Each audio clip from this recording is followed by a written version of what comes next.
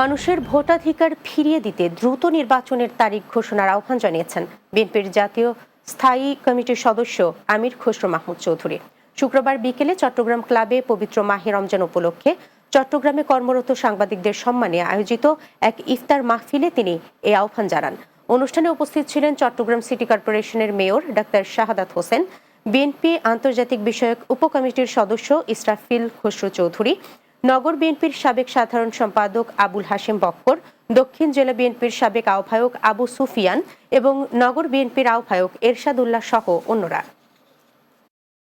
চট্টগ্রামে আদর্শ রাষ্ট্র গঠনের চেতনা শীর্ষক আলোচনা সভা, ইফতার ও দোয়া মোনাজাত অনুষ্ঠিত হয়েছে। বাংলাদেশ নেজাম ইসলাম পার্টি আয়োজনে নগরীর একটি রেস্তোরাঁয় এই ইফতার মাহফিল অনুষ্ঠিত হয়।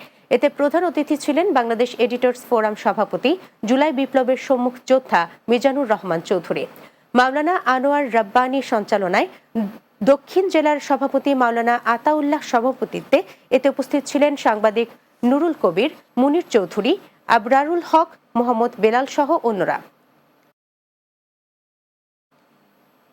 শেষ করব দিনের বাংলা, যাবার আগে শিরোনামগুলো জানিয়ে দিচ্ছি আরো একবার। বিশ্বকে বদলে দিতে শিক্ষার্থীদের বড় কিছু করার স্বপ্ন দেখার আহ্বান প্রধান উপদেষ্টার। ডক্টর ইউনুসকে সম্মানসূচক ডক্টরেট ডিগ্রি দিল পিকিং বিশ্ববিদ্যালয়।